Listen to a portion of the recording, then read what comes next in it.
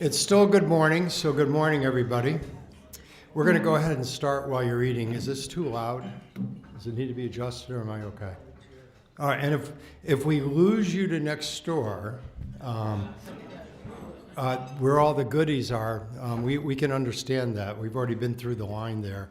Omaha Beef is putting on a show of every product they have. If you can get through the guard, whose name is Jeff Russell, after this, you can taste everything. But I hope everything's good. So I just want to welcome everybody. I want to welcome our employees, agents. We're streaming to several people in the Philippines and some of our other agents. We have some special guests. I want to welcome them today. So I just want to say thank you for coming, and I know that it's hard to break loose, so thank you for breaking loose.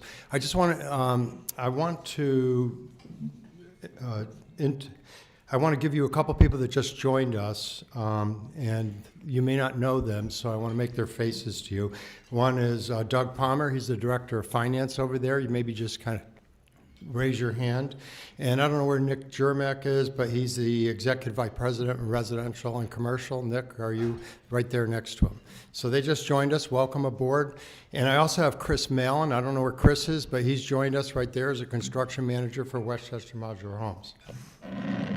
So I'm just going to take about 10 minutes before we get anything going with John.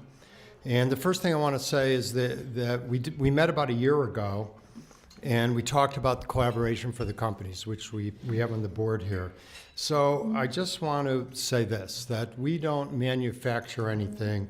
We're in the service business. So how we act, how we build relationships and outcomes with people, how fast we get back with them is what our product is. And you all have done a great job this year, so I want to thank you, not just for your work, but how you talk to people. And you'll see that when I get to a couple screens. So thank you very much.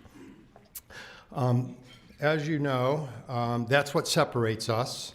And what else separates us is the collaboration of our companies, which I'll talk about in a minute, because we're not just selling something, we're not just managing something, but we're really helping people with some of the most important decisions in their life. And we're building something just bigger than a transaction. My point has always been that I want to deliver things to our vision statement, which I'll put on the board in a minute, where we're making a difference in people's lives. And when we do that, transactional money comes when we take care of people. So maybe you could put our vision and mission statement on it. So I'll stick with our leveraging our combined expertise and resources to optimize the value of real estate for our clients. So I try to make an example of that every time we meet. And our vision of our company is building a company that honors God through excellence and integrity. So this meeting, I'd like to point out an individual that does that. He's actually been doing this for 25 years for us. And that's David Dillman. Where's David? Great. So thank you, David. So last quarter, a family reached out to us from Southbury. They had already been trying to work with another builder who didn't get back to him right away. And we'll learn that speed is very important in today's environment. They were stuck dealing with the loss of their home, loss of the family pet. They actually had ADA issues. David called them back the same day, not later. That day, he went out the same day, which they really appreciated. David, what I did is I actually called the Simonellis yesterday, and I said I was honoring David, and they said they'd like to write a letter. I'm not going to read all the email because it's lengthy, but I am going to say what they said about him. They said David looked at our foundation that day, had a foundation expert there to evaluate it. It wasn't repairable. And from that moment on, David shifted into execution. He sat down with us, understood how we lived, what we needed, and put together a plan that made sense for us. He pushed to have plans rushed and stamped and had the home placed on the factory line immediately. And that's thank you to Alfie back there with the factory. He worked directly with the insurance company to make sure the financing was secure and was moving along. And because of that urgency and because of that care, we moved in within months. Our family moved in within months. But here's the line that got me. I went down to the bottom of the article, and by the way, they told, in this letter that she sent me, she said that PJ was amazing. So I want you to know, me and Mom think you're amazing too, okay? But here's what she said, and I thought this is great. She said, thank you to David. She said, thank you from the bottom of my heart. We've gone from tragedy to triumph. Once spring arrives, I'll have you for cookies and coffee. David hasn't seen this. So David, thank you for that. But the story doesn't end there. This is where the collaboration comes in.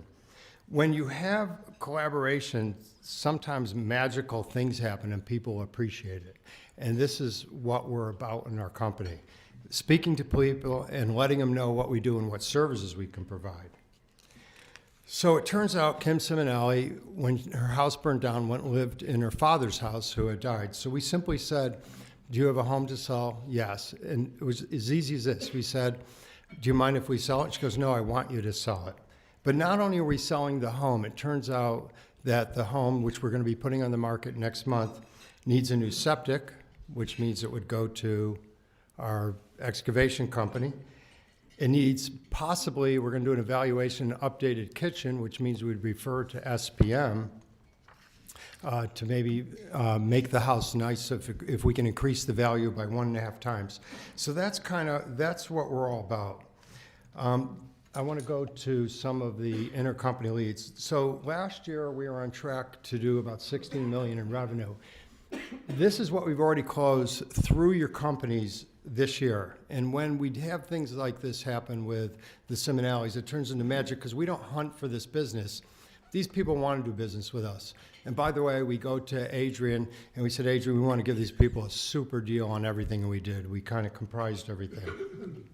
So I just wanted to highlight like 8 deals that we did this year and where they came from. But then I want to show you the pipeline, because next year we're on track to do over $20 million just based on what the company collaborates and goes back and forth. Before I just read off a couple of them, we have about 115, 125 people in the company, independent contractors and employees, probably about 50 employees, the rest are independent contractors. If we talk to 3 people a day and we only had 100 people, that's 300 people a day. And I know we're talking to more than that. I probably talk to 10 people a day, so I can make up for somebody that's homesick. So if you think about that, 300 people a day, 52 days a year. I didn't do the math on this. Anybody have a calculator? But whatever, it's a lot of people. And if you sell our services, if you say, well, I'll get to the services in a second, but let's just talk about, I highlighted 8 of them. Residential gave commercial 2 $1 million buildings in New Milford. We sold them both right away. They were multi-tenant, meaning residential and commercial. Commercial gave to SPM a 50,000 square foot warehouse in Glastonbury. They're managing it today. It's going to be sold through Eric, who gave them the referral. Residential gave to Modular a $1.5 million house in Glastonbury. We're in contract closing next week to build the home. I gave 20,000 square feet of retail leases in Brookfield, also 40 apartments. That was me. Modular gave to residential a $785,000 home. We sold it right away. SPM to residential, they've actually had 2 or 3 of these, a $367,000 residential home. I just wanted to say residential is important. Commercial to property management, we gave them a 60,000 square foot building to manage. And SPM to commercial, we're doing 20,000 square feet of retail on the west side of Danbury, if you guys have seen it, in Rivington.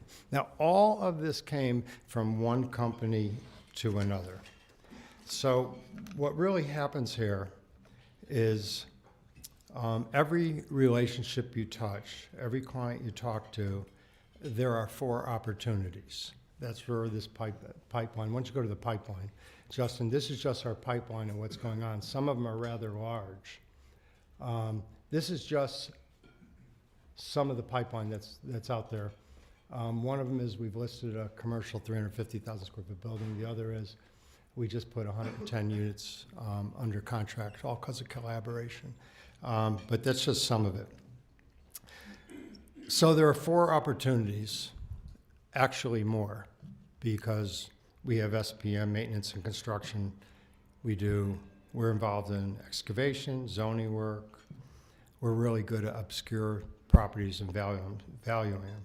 So our skill set, because we're a service industry and we don't manufacture anything that people can buy and buy and buy. It's all how we talk to people. I'm going to give accolades to property management. This table over here has gotten 235 Google reviews in the last couple of years, which sets us apart from other property management companies. And back to you, David. Could you get a Google review from Mrs. Simonelli after what you're, okay. So this is what it's about. It's our skill set. And I know we're talking to people the right way because we're more interested in compassion and getting in people's shoes. We have to call people back quickly. We have to communicate clearly. But the last part of it is, and if we didn't do this, we'd be in trouble, and that's learn AI. The skill set of AI is taking over. I've developed a relationship with John. We're in a Christian group together. He's kind of an amazing young man. I was really excited to get him to come to us to teach us again. He's speaking around the country. He's now spoken to 3,200 entrepreneurs and real estate professionals across the country. He's a TEDx speaker, hosts a globally ranked podcast, the founder of Stop and Share Media. This guy has a great platform to grow, and I know he's already doing it. So, John, let me just give a welcome for John. Let him come up here and give us. Okay. Thank you. All righty. So, as I'm bringing up my slides, I just want to give another round of applause for Paul for putting this together. Give another round of applause going. All right, and the topic of AI, I feel like the past few years has been a super big buzzword. Justin, at the DJI? Oh, there we go. Can you plug this in?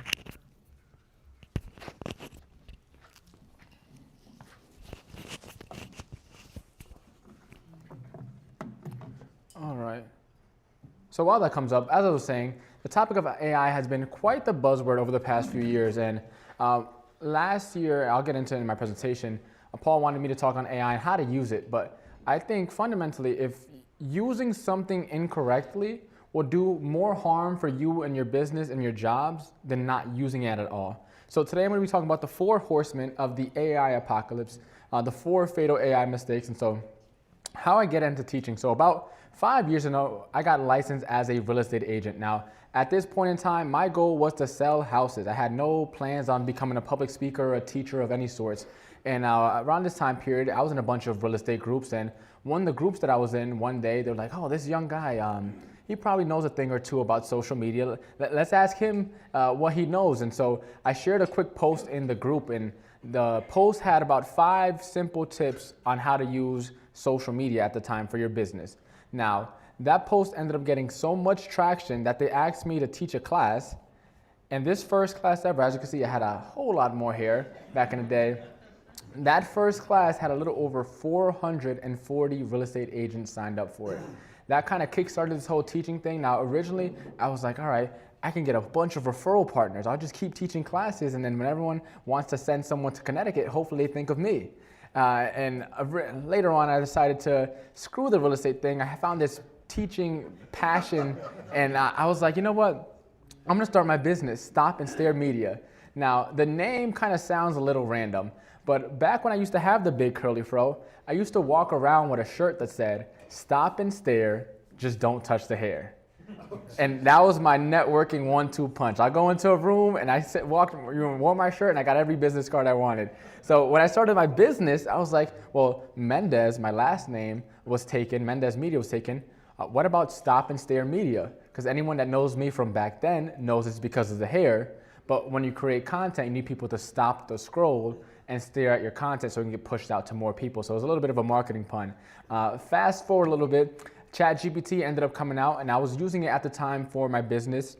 And this guy right here, he was my first ever paid business mentor. And I remember he, in his program, had a course on how to use ChatGPT. And that kind of inspired me. I was like, hey, I'm already teaching marketing to real estate agents. why not start teaching AI? And the rest is kind of history. From there, I've been traveling the country, as Paul said, speaking all over on how to use AI. But I have an interesting conversation today because as I was traveling the country, AI was something that was brand new and unheard of to most people in the real estate industry. So I always say I kind of felt like Paul Revere for a while, just running around telling people like, hey, AI is coming, like this new technology, you guys have to use it and it's gonna change your business. And most people didn't pay attention, and the ones that did saw a lot more success in a lot shorter time periods because they were able to do so much more with AI. Right? And so my goal today is for those of you who are already using AI in your business and your jobs, my goal is to hopefully give you some more tools, a better way of thinking of how to use it so you can get more out of the AI tools that you're using, whether it's ChatGPT, Perplexity, Claude, you name it, doesn't matter. But also for those of you who haven't started using AI yet, my goal for you is that this kind of helps get over that hump, that initial fear, a little overwhelm, right? There's so many tools out there in the market. Thousands of new AI tools are coming out, right? ChatGPT is losing a ton of money. There's so many people telling you all the different tools to use. So hopefully for those of you who haven't started yet, this helps you take that first step because this tool and this technology will change your life. So last time I was here, the presentation was primarily focused on ChatGPT. And we covered two main things. Now, I'm not gonna ask you guys to remember a year back, but I'll cover them really quickly just so we can get up to speed so that you don't feel kind of left behind today. So the two things we covered, first, how to transform AI into the world's greatest personal assistant. Now, for those of you who don't know, tools like ChatGPT have settings in them where you can personalize them to make them sound a little bit more like you.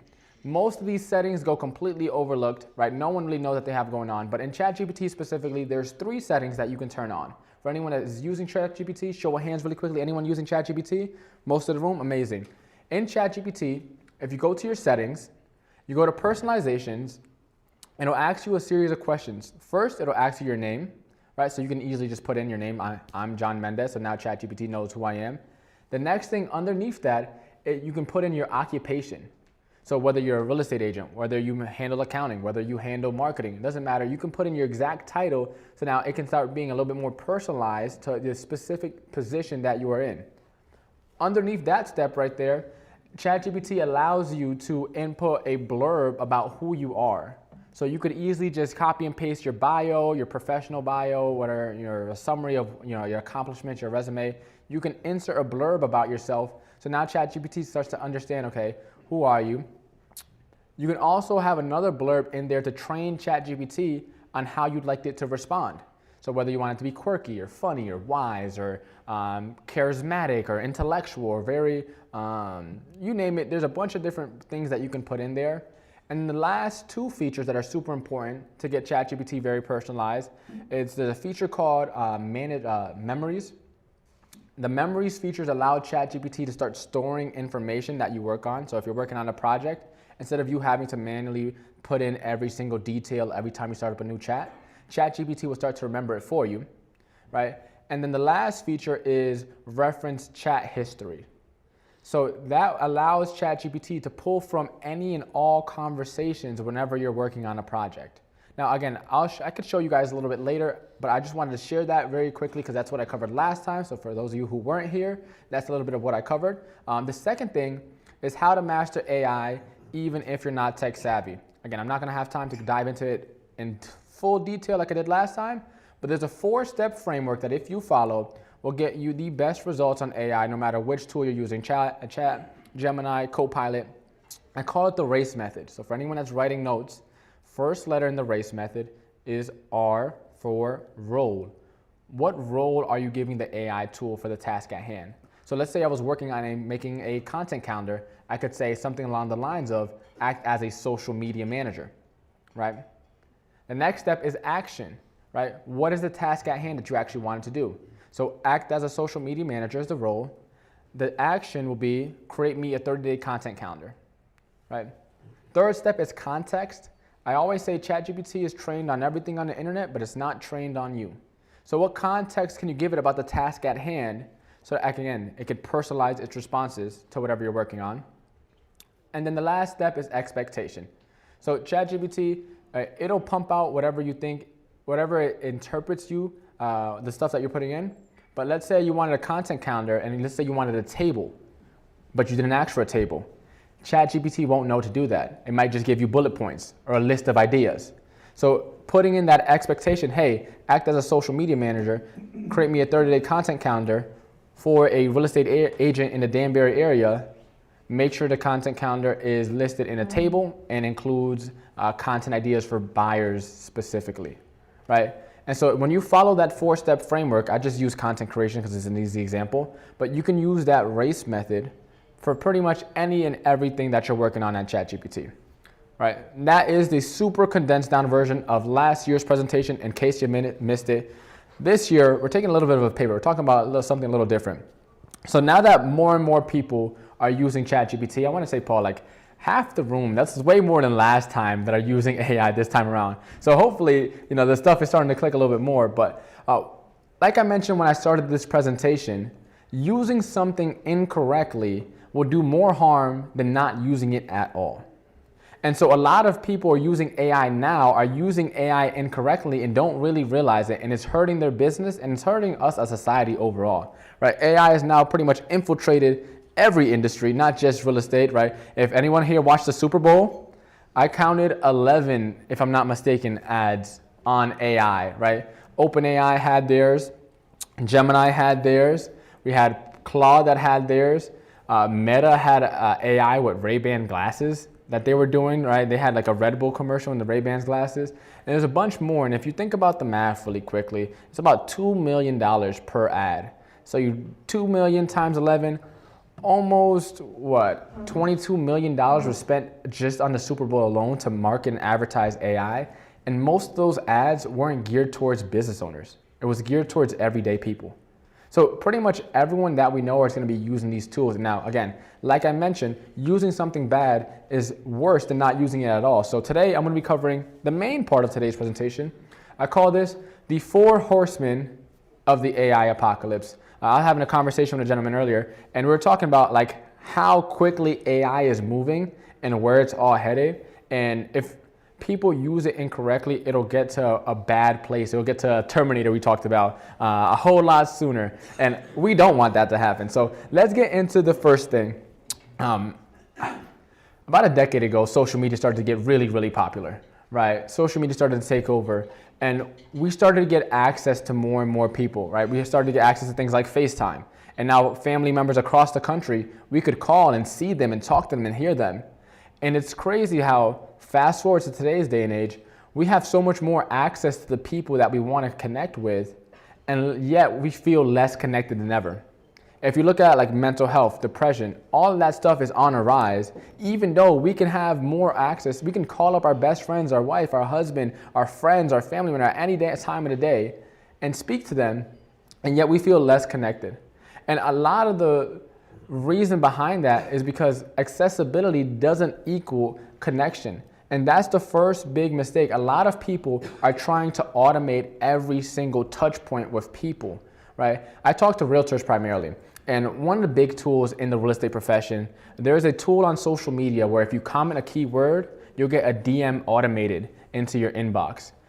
And you start to think about it. If when someone reaches out on social media, right, they hear a AI automation. And if someone gives you a call, right, they hear an AI voice responder. And when someone writes you an email, right, they get an auto-generated email template. At what point is there ever any human connection taking place? And if the real estate industry is built on doing business with people that we like, know, and trust, when is rapport ever getting built if every touch point with our consumers, with our clients, is always AI? Right? So when we use AI, yes, it can leverage some of these, again, touch points, and it can leverage automation. You can leverage it to do follow-up. But at what point you have to ask yourself, am I using too much automation and losing touch with the people I claim to care about? So that's the first big horseman I want you guys to keep in mind, a loss of connection. Am I using AI at the expense of connecting with the people I care about, or even connecting with my team, right? The next big thing, right? This is an AI copy of me. As AI started to get a lot more popular, is anyone familiar with a tool called 11 Labs? We have one person. So for anyone who doesn't know, 11 Labs is a tool that'll take your voice You can train it on a little bit of information and conversations, and it'll make a carbon copy of how you sound. You can create AI avatars that don't look like this, that actually look like you, right? That talk like you, and if you input a script, it will generate a video for you, right?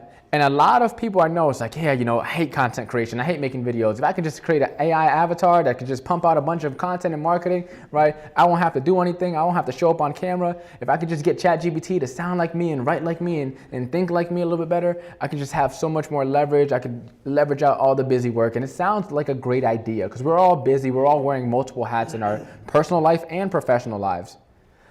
But then that leads us to the second horseman, right? A loss of significance. If you think about it for a second, if you can get an AI tool to think like you, to write like you, to talk like you, and no one can distinguish the difference between the two, you're pretty much dispensable.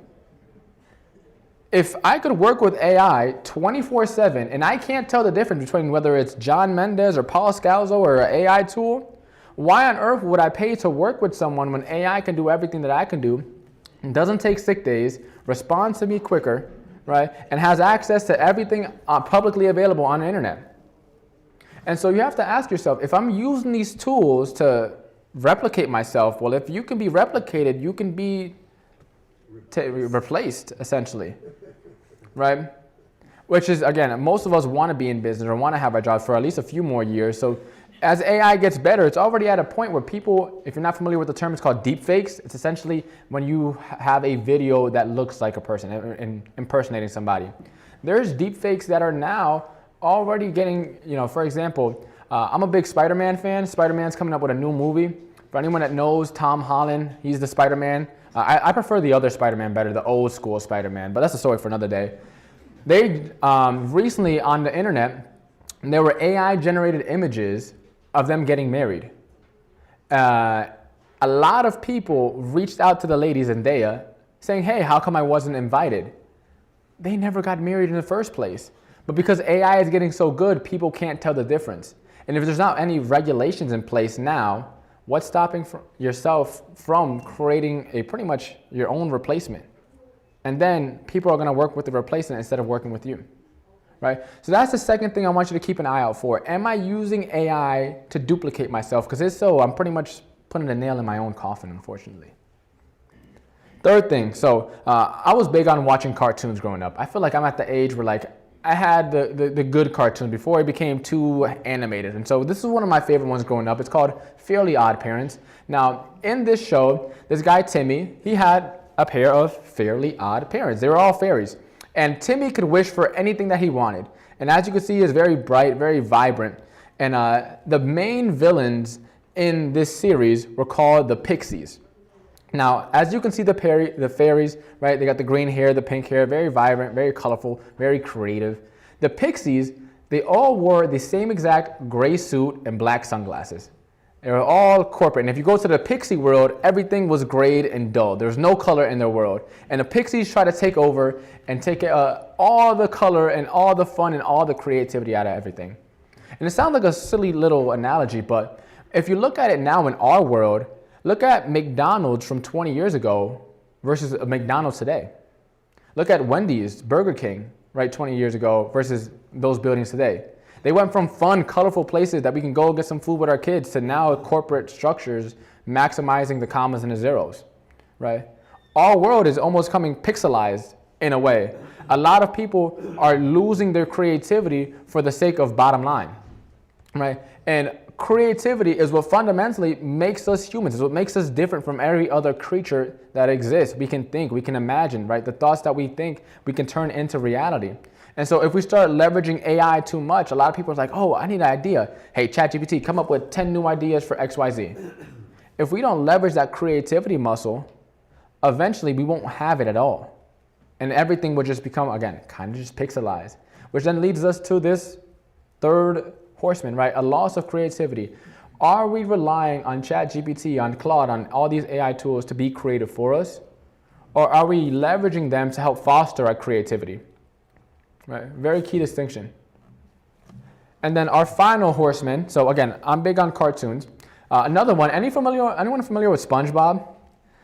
As I've gotten older, I realized this wasn't a kid's show at all. This is a show for adults, just geared towards kids. This is not a kid's show at all. In SpongeBob, there's an episode in there where him, Patrick, and Squidward, they get lost in a jungle. And in this jungle, they were kind of split. Patrick and SpongeBob were thinking, hey, we should just sit here and wait until safety comes, right?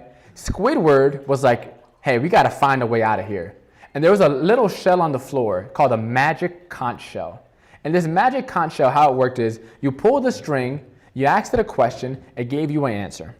And so they found the magic conch and they pulled it and said, hey, magic conch shell, what should we do? Should we stay here or should we leave and try to find the exit? All right, the magic conch shell told them that they should stay. So SpongeBob and Patrick decided to stay, and Squidward said, what do I look like listening to some random shell we found on the floor? And he ran off. Hours go by, and a plane that was crashing had their cargo, the cargo part open of the plane, and a bunch of food and resources and fire and a tent and a table fell out of the plane and perfectly landed right where Patrick and SpongeBob were sitting. And they were like, oh my goodness, this must be a sign. All hail the magic conch shell. Some more hours go by, and as you can see, Squidward comes back, and he is frustrated. He's stressed, right? He was just spent hours in the jungle, got lost, and he came back. And SpongeBob and Patrick, they're sitting comfortably. And now they're relying on the magic conch shell for everything. Squidward, he's starving, and so he asks, hey, SpongeBob, can I get some food? SpongeBob responds like, no, you have to ask the magic conch shell first. So they pull the string on the magic conch shell. Hey, can I eat a burger? No. Hey, can I have some of the turkey? No. Hey, can I do this? No. And by the end of the episode, they're all hailing the magic conch shell. They ask it for everything. And again, this sounds like some super stupid story, but that's exactly what's happening today. The last and final horseman of the AI apocalypse is a loss of decision making. What I'm seeing now in today's day and age is people are asking ChatGPT to send permission to send emails back to their coworkers. Emails back to their clients. Hey, ChatGPT, I got texted this. Should I text back? What should I say? And it starts off minor, but there's a saying I love, right? The chains of bad decisions are too light to feel until they're too heavy to bear. And so if we slowly start giving away our decision-making powers to ChatGPT, it'll come to a point where we become over-reliant on it, right? But it starts off very little. Asking for subtle things. Hey, should I respond to this email? Hey, I got this text from a coworker. Hey, I got this text from my wife. Hey, what should I think? Or what should I cook for dinner? Little things like this. It sounds like it's minor, but accumulated over time. Let's say when you need it most, let's say you lose access to ChatGPT, but you spent the last year or two relying on it for everything. Now you're left in a position where your main tool that you use for everything isn't there anymore, and now you have to think again. And you haven't spent the last year thinking, it's going to be a lot harder to come to a solution. And so these four horsemen, I share these stories to hopefully get across, like, yes, I believe that AI is very helpful, but if we don't understand also the dangers of AI when used incorrectly, we're just going to get caught up in the latest fad. There's going to be tons more new tools. There's going to be tons more new ideas that come out. And so making sure that you remember, all right, am I losing my creativity? Am I losing my decision-making powers? Am I losing my significance? Am I replacing myself?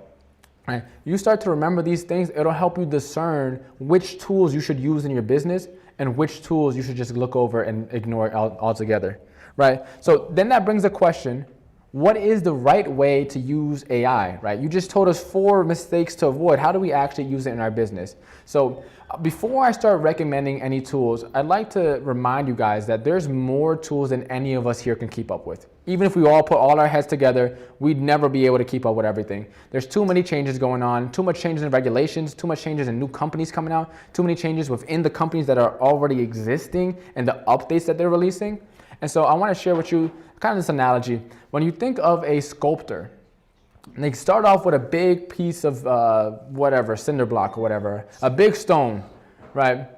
And in order to get the sculpture the way they wanted, they don't add more to the stone, they chip away. And slowly but surely, after chipping enough things away, they're then left with a masterpiece. And so when you're thinking of your tech stack, what tools did I add to my business? What tools should I add to my workflow? Ask yourself first, what tools should I get rid of? Because more than likely, there are a lot of tools that we're using that we're not fully optimizing yet. Anyone here using a CRM?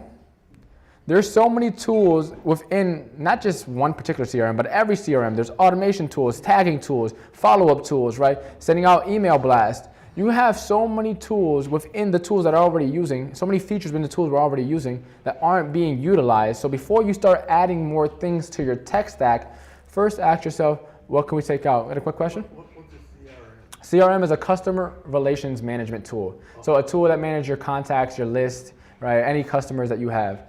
But again, all these different AI tools, if we're already using ChatGPT, a quick survey.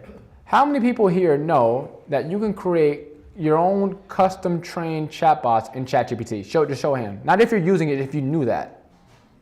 So 6 out of maybe the 50 people in the room, right? So again, before I even recommend you any tools to use, just know that the tools you're already probably using have more features than you're actually utilizing yet that could help you and your business and your role. So let's get into some live use cases. Anyone here want some live use cases? Enough slides? Show of hands, live use cases? All right, so I'm gonna stop sharing my screen. So again, when I was creating this presentation, right, I was like, man, I could recommend some specific tools, right? A set of specific tools, a handful of tools, the best tools to look out for in 2026. But by the time I come back again, there's probably gonna be new tools that replace those, and then those tools become obsolete. So my whole point of today's presentation is to kind of help you guys start to think through AI the way I think through AI, because once you start putting this hat on, it'll allow you to use whatever tools that you're using a whole lot better. So I'm still using ChatGPT, right? ChatGPT, everyone asks, hey, what's better, Chat, Claude, Gemini? The tool that you use is gonna be the best one, right? They're all good, end of story. But when I'm using ChatGPT, there's a tool, a feature here that you might not be familiar with called projects. Now this feature called projects allows you to pretty much make quote unquote project, and instead of ChatGPT pulling from everything that it's trained on, it only uses the stuff in that project folder. So right now I'm currently working on optimizing my meta ads, right? Quick question? What version of ChatGPT do you recommend or use? Use the version that you're currently using. The free one. Then use that. My litmus test, and it sounds like a simple answer. It's a great question. A lot of people get shiny object syndrome, right?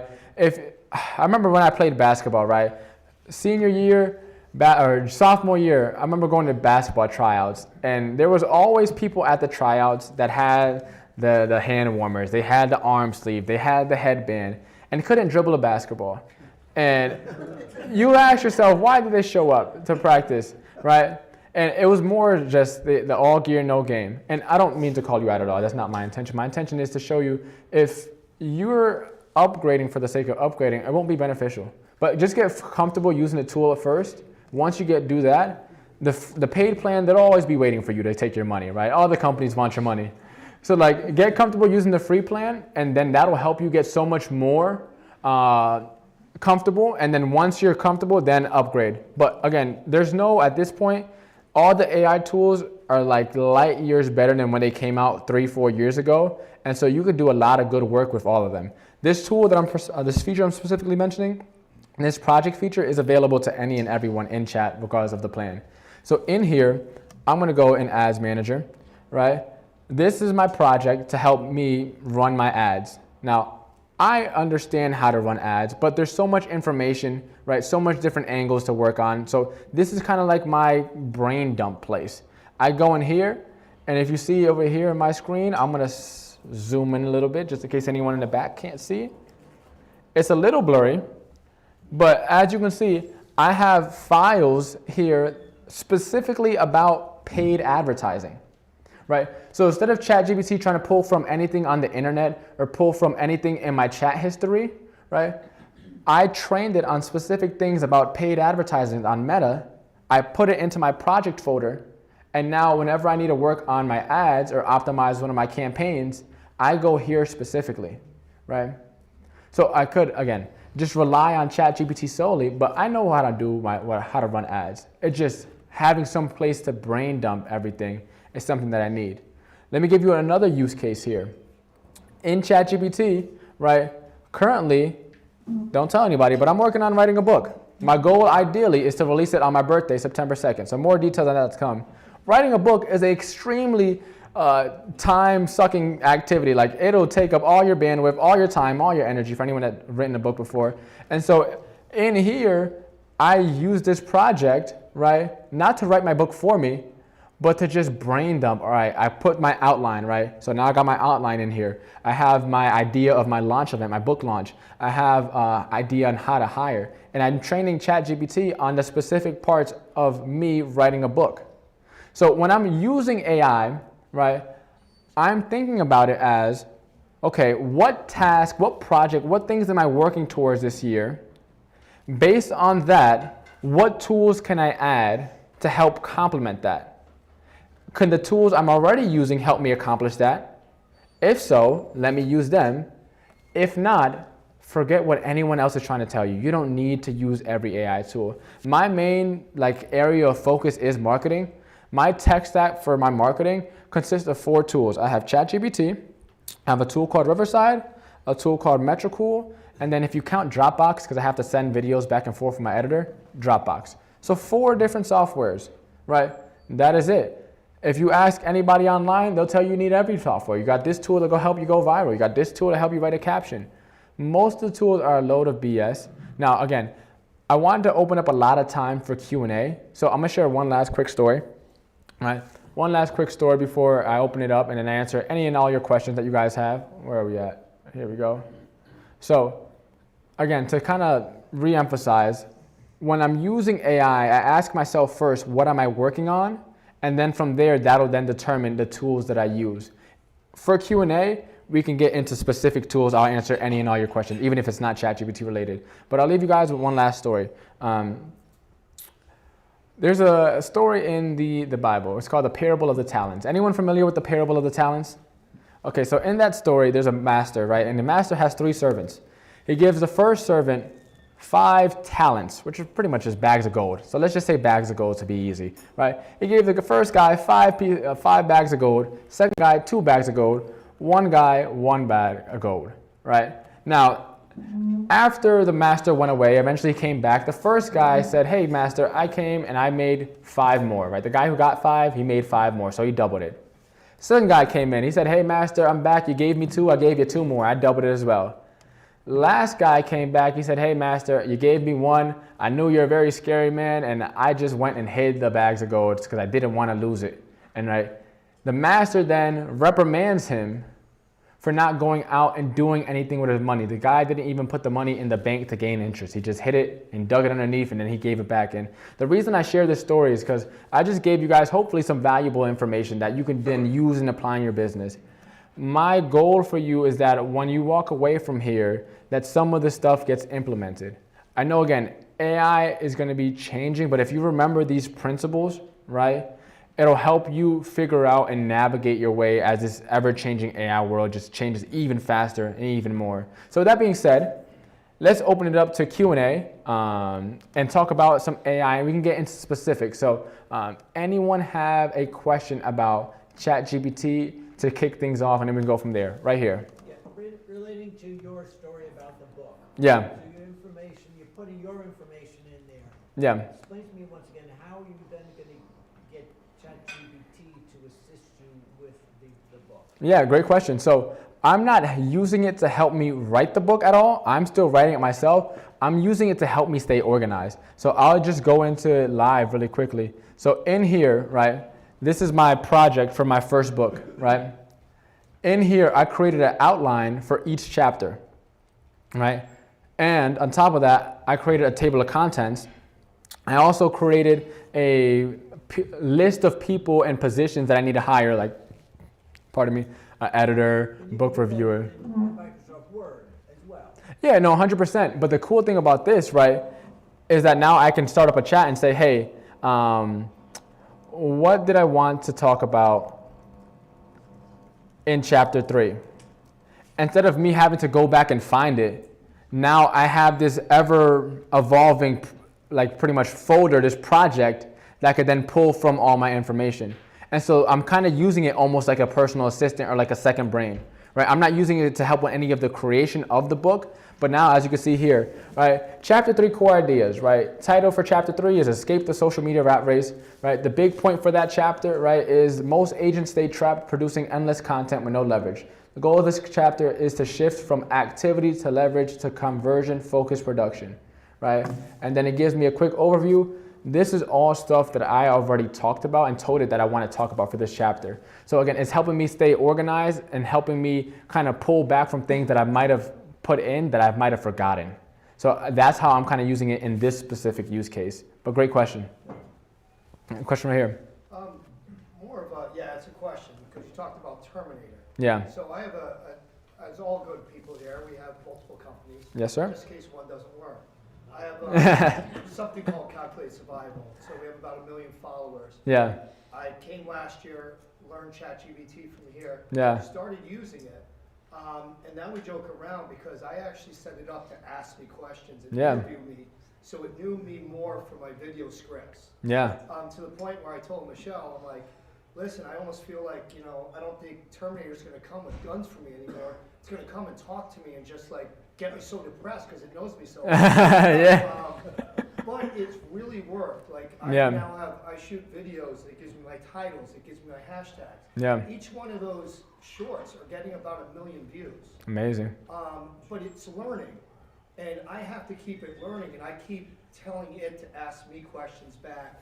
To go into this video, I keep redirecting it. Yeah. Do you have any other advice to do besides having it learn me, but maybe not learn me too well, where it comes to me and basically says, and by the way, we were looking for a house in West Virginia, and it tells me, oh, by the way, consider Michelle, my wife, in this because she might not like this and this, and this is how you make it, so she likes it. I'm like, this thing is getting really scary, but I can't stop talking to it now. Yeah, no. So what could be the fears or, anything with that? Because I'm actually afraid for it coming looking for me and like. No, yeah. So I have a couple of different solutions for that. So your main question is kind of asking around like, what is the line, right? What is the line? Where do we draw that line? So a couple things. So in ChatGPT specifically, right? There's something. Let me go back to the main screen in ChatGPT. If you see, it's hard to see, but the top right-hand corner, right? That is, yeah. You can now, not for sending it out. There's a chat section where you can talk to ChatGPT and it doesn't save. So let's say you wanted to talk about something personal, right? You can do that, have that conversation, and then that conversation will be automatically deleted when you're done. So if you, exactly. So it's called temporary chat. So you can have a chat, so that way you don't have to create like a separate ChatGPT account. You can still be on your same ChatGPT account that's trained on you. Open up a temporary chat, talk to it really quickly, all right? And once that chat is done, it won't be trained on that. It won't leverage pulled from that information, right? The second thing, in your settings in ChatGPT, in the bottom left-hand corner, if you go to settings, right? And then you go to where it says data control. There's a section in here that says improve the model for everyone.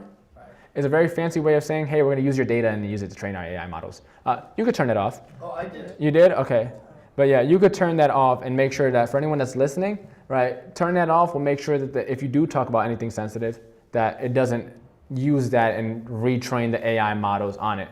So those are the main two options. The temporary chat probably would be a lot better, but I'd say in terms of for everyone else listening, where do you draw that line in the sand? I think it depends on everyone individually, it depends on you, and ask yourself, is this something that, I wouldn't mind the world knowing? Because let's say worst case scenario, it is a data leak, right? Data leaks are happening all the time. Let's say if it's something that you wouldn't mind the world knowing, I feel like that's kind of where the line should be drawn. I know for me personally, I try to keep most of the things either strictly business or personal based on things that I'm doing. For example, I was cooking banana bread for the first time ever, baked banana bread. I put protein powder thinking like, hey, I could just add some protein powder, and it's like cooking, you can just add whatever and it works out. But with baking, if you add any ingredients that weren't in the instruction, that could mess up the whole thing. And so I kind of ruined my banana bread. Used ChatGPT, had to pull it out of the oven, added some extra stuff in it, and then from there. So like something like that is like very minor. Someone finds out I suck at making banana bread, I don't care. But for me, like where I kind of draw the line is personally anything spiritual or anything relationship, I just completely keep off of chat. And I just personally, I'd rather figure that out myself. Am I being unoptimized or inefficient? Maybe, but like that's where my line is personally drawn. Anything spiritual or anything relationship, I just don't go to ChatGPT at all. That's what humans are for at that point. Yes, sir. That's for human. And if I'm the 5 years from now, the less efficient human, because I'd rather talk to somebody, I'll die on that hill personally. But yeah, that's a great question. So you wouldn't ask it for romantic advice for your wife? No, honestly, if I think I might have maybe once asked for like not for an idea, but to help me decide between two things that I was kind of stuck on. And I'll tell you, I did it, and it personalized it so well Yeah. that she was amazed until this moment. So from my personal experience, I know for me, like it's the thought, and like had my girlfriend find out that I gave her something, I think I'll kind of be in your shoes. So thankfully she's at home, and then he comes to me with this presentation, so I can answer honestly. It's being streamed. Oh my goodness. But yeah, great question. I think again, the line where you draw it, I think it varies depending on who you are and what you're working on. But honestly, again, if it were to be leaked, ask yourself, am I okay with it being leaked? And if the answer is no, then I wouldn't do it. But in terms of you specifically for AI, are you primarily using ChatGPT? Well, I'm using ChatGPT. I'm also using a video one. Okay. Power Director 365, because it really creates seamless videos for like Yeah. 5 or 7 second shots I want to show people. Yeah, and are you working with anyone on your team at all to handle any of the video? To what? To handle any of the video production at all? No, I edit, I do everything myself. Yourself? There's an AI tool, the reason I asked, that I found, is anyone familiar with the Oracle at Delphi from Greek mythology? Yeah. So for anyone that doesn't know, the Oracle at Delphi was this lady, whatever, that you can go to and ask it any question on anything, and it'll give you an answer, usually answered in riddles and things that are super hard to break down, but she always gave you an answer no matter what the question was. And so there's an AI company called Delphi. You talk about personalizing, where you can train it on yourself, and unlike ChatGPT, it is like evergreen and ever evolving. And so I'll show you guys very quickly. But this tool, you can train it on all your YouTube videos. You can train it on, and I've been dabbling this. And so this tool, just to be clear, wouldn't apply to most people here. But if you're in a situation where, let's say, if you're an agent, right, and you have hours from like 9 to 6, people can contact you, right? You could have this be where it's like, hey, if you want to talk to me after 6 o'clock, 8 o'clock when I'm with my family, right? I have this AI assistant, right, to help answer any of your questions, right? And so this tool right here, it's called Delphi. It is pretty much trained on all my workshops and stuff like that. And so one of the things people always ask when I do my challenges, my trainings, my workshops, hey John, can I get a replay? What good is the replay if you're gonna have questions and I won't be there to answer them? That's why I always promote like coming to stuff live. So shout out to all you guys for showing up live. The whole point is being able to ask the question. That's what gives you the value. But most people would rather miss it and then ask for the replay later. So I created pretty much an AI assistant based on all my past trainings, and it can connect to my YouTube channel. And so I could ask it a question. For example, my main thing, I do a 5-day group coaching cohort every month. I could say, hey, ask me a question, any question about content creation. About content creation? Yeah, anything content creation or marketing. What was your most viral video? That it won't know, but it might. Let's actually try. What was my most viral video? And let's see if we can pull. So this is connected directly to my social media platforms. It's connected to Instagram, YouTube, and I believe Facebook, if I'm not mistaken. But I'm not sure if it'll be able to do that. Yeah, it won't be able to connect. But look at the answer it gave back. Sorry, I can't answer that. Let me ask the real John Mendez and get back to you. So even when it's like it doesn't have the answer, it always defers back to a real person. So again, we talked about AI replacing me. No, this is just helping me out. I can't get back to everyone all the time. But hey, if I get something to help out, boom. Question in the back. Yeah, quick question. When you're asking general questions to AI, just random industry questions, does it skew because now that you have an account with it, it kind of knows, like it hallucinates, people say, right? So, Yeah. does it skew the answer differently than if you entered in as a random person asking that same question? Great question. So for anyone that didn't hear, one, hallucination is just a fancy AI term for when your AI tool of choice starts giving you responses that you didn't ask for, right? It starts going haywire a little bit. So yes, to answer your question, if you were on a ChatGPT account, a cloud account, or whatever AI account, or any LLM that is trained on you versus creating a brand new account and asking the same exact question, it will give you two very different answers. The reason being, one is trained on you specifically, so it knows your background, your name, all that stuff, your occupation, all that stuff. But two, sometimes you can, again, like I mentioned in the personalization settings, you can train these LLMs on how to respond. So if you want them to be witty, if you want them to be more concise, if you want them to be funny, right? And so based on how you personalize it and how you train it, and based on the information it has on you, and then also if you're asking the question in the middle of a project, right? So let's say you're already like mid-conversation, it will defer back to whatever it has on that topic. So there's a lot of factors that go into play when the LLM decides to generate a response. Great question. Do you have a follow-up?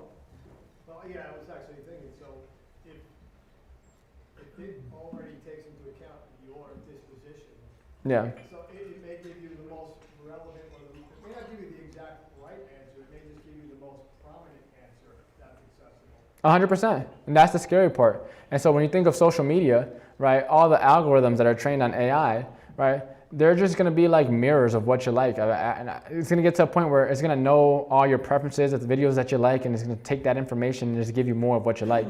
Same thing with like the LLMs, right? They're just going to give you more based on its already trained biases that it has, based on whatever one the company biases that it kind of used to train the LLMs, but then also the biases that you kind of trained it on as well. It's a great question. Right here. Yeah, if you give GPT personal information, Yeah. can anyone else access that information? If they hack you, yes. If aside from that, they have encryption to, if you do the turn model off for everyone or turn improve model off for everyone, they won't be able to access it. But if you want an even extra layer of security, if that is something that's of utmost importance, if you hop onto the Teams plan or the Enterprise plan, the Enterprise plan has custom pricing. The Teams plan is $25 per month per member with at least 2 users, so $50 a month. But in general, if you don't restrict it any way, Yeah. could someone else access that information? Yeah, if they hack you. That's the only way. But it's just like every other website, right? Unless you get hacked or there's some sort of data breach, you're pretty much fine. But again, those always, like not every company happens, but there's always a chance that some bad apple will come in and breach a company's data. And even if it is encrypted, if they hack the company, it's whatever they can get, they can get. But great question. Yeah. Hold on. You're doing research on a project and you ask it a question, how do you know it's telling you the truth? So there's a tool in ChatGPT specifically, if you want to do research, and some of these other tools have them as well. It just calls something else. But in ChatGPT, if you hit the plus sign, there's a drop-down menu, and there's something in there that says deep research. You can click that setting to do any deep research on a specific subject, and then it'll cite all the sources. Now, if you want to be 100% certain that it's correct, it'll give you all the sources for you to look through. But I'll give you an example really quickly. So we talked about banana bread. Again, you could use ChatGPT for productive things or stupid things like I did. And so I use deep research to have ChatGPT research the best banana bread recipe it could possibly find based on the ingredients that I wanted to add to it. And so I have this super detailed report on banana bread and the instructions for how to properly bake it. And if I want, one more time? It actually, so I haven't made this recipe yet. So I did this after botching the first one. It actually didn't come out botched. It just didn't come out as good as I thought it would. I went rogue, yeah, I went rogue. But I'll let you know after I make this recipe, how good it actually is. But again, John, I have someone asking here, what do you think is the most productive way for a realtor to use AI and maximize our potential? yeah, great question. What is the most effective way for a realtor to maximize their usage of AI? First things first, figure out what things are you doing that you currently should be leveraging out. Start there, right? After you figure out, let's say I'm spending 5 hours a week just going through emails, right? Well, you can organize Gmail, right? And again, this is not even an AI tool. You can just organize your Gmail, your Hotmail, or whatever, and have it set where it's like, all right, important first, right, promotions, and then anything else just goes to a different thing. And so that's something there, but it really depends on a realtor. The easiest question, most realtors hate marketing. So like the easiest way, last time we were here, we actually created a 30-day content calendar using ChatGPT, so I won't use that example again.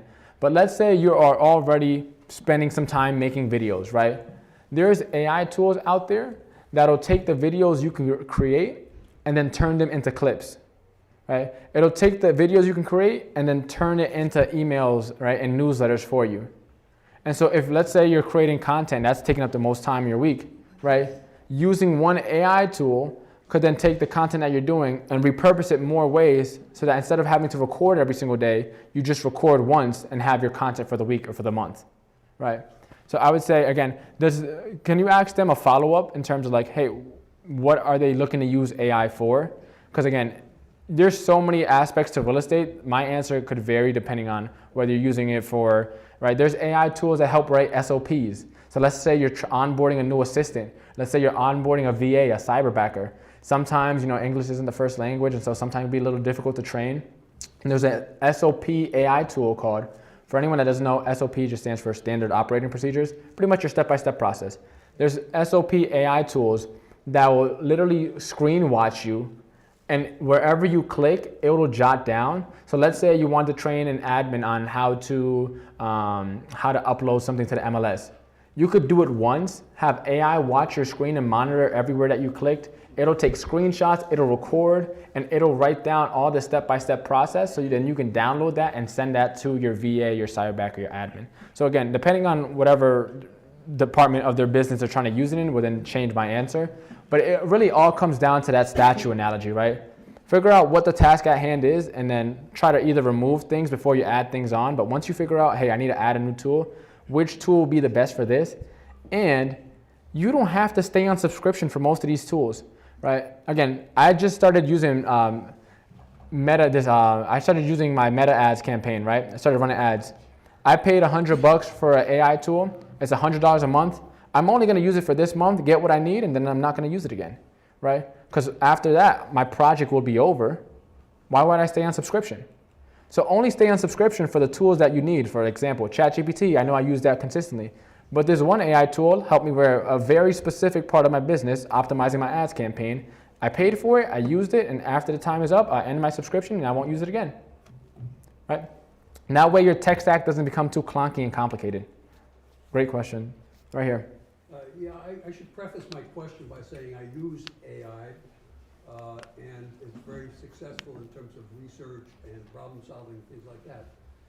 But I've heard recently that the company that produces ChatGPT, OpenAI, is in financial trouble. Yeah.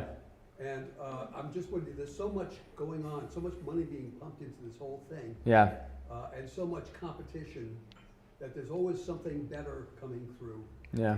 And I'm wondering, is this the preface for a .com type of experience? Very great question. So I think with the way that AI is going and the rush, this is going to be a little bit of a deeper answer, maybe get kind of political, but if you think about the allies of the US, China is not one of them. China is our main competitor, right? China, for a while, for anyone that hasn't been keeping up with global economic news, has not only have they been trying to beat us in the AI race, but they also have been trying to take the US dollar off the National Reserve. They're doing a lot to try to undermine us, and they're our main competitor. And so part of the reason of this race is like, we got to beat them, because whoever gets it first is going to have a significant advantage.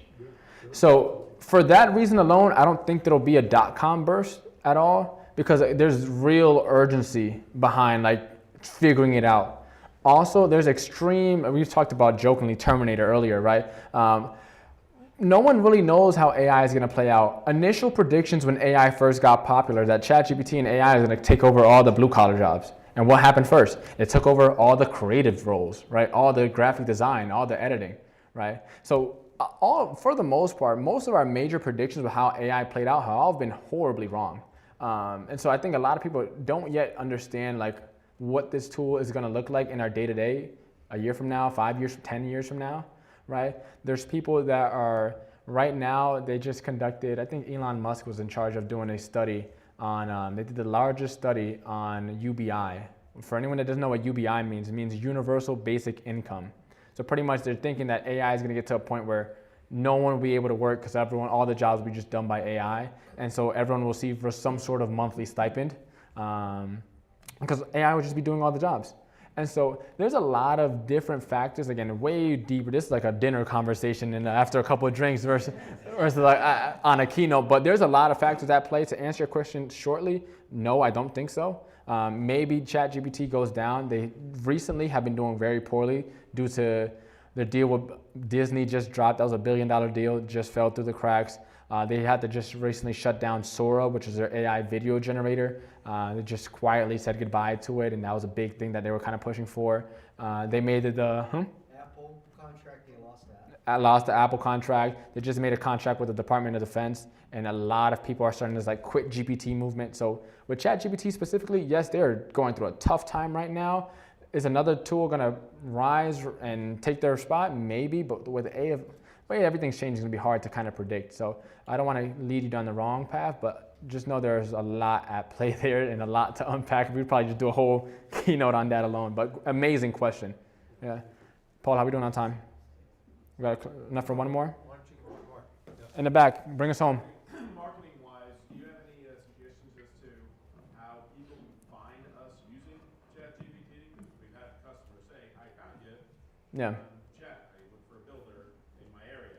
So, I mean, obviously Google, you can bribe, you can pay them, you're going to go up on top. Yeah. Pay that versus, organically, what can we do, if anything, to be able to get top on that list for the better builder in that area on ChatGPT? Yeah. Real quick, do you have more time or more money? Because that'll determine my answer. He's got lots of money, don't worry about that. Okay. So if you have more time, my answer would then be there's a tool called Answer the Public where you can literally aggregate all the search terms on the internet. And then again, this is a long way to do it, just make a video on all those questions, right? Every single one of those questions, make a video on it, right? And post it. And then on specifically Instagram or YouTube, because those are being indexed to Google publicly. The paid and more short version of it is just sponsor Google ads. But again, Google ads aren't even as popular anymore because before Google ads come Gemini, and so people are not using the AI recommendation. So really just create content are kind of like your two options. Create content or pay for someone to create your content. But great question. I just want to, that was my last question. Paul's here. I want to thank you guys all so much for having me here, for listening. Hopefully you guys got tons of value from this. And thank you, Paul, once again. Round of applause for Paul. Those were great questions. We could have gone all afternoon, but I got to say, John, you have great answers. He's such a great public speaker. He's definitely got a long runway. Thank you. Thank you, Paul. So everything changed so much the last year. So if people were at the first time we had him here compared to where we are today, the questions have totally changed. I can't wait to have you back another year from now and talk about where we've gone. What are you looking for?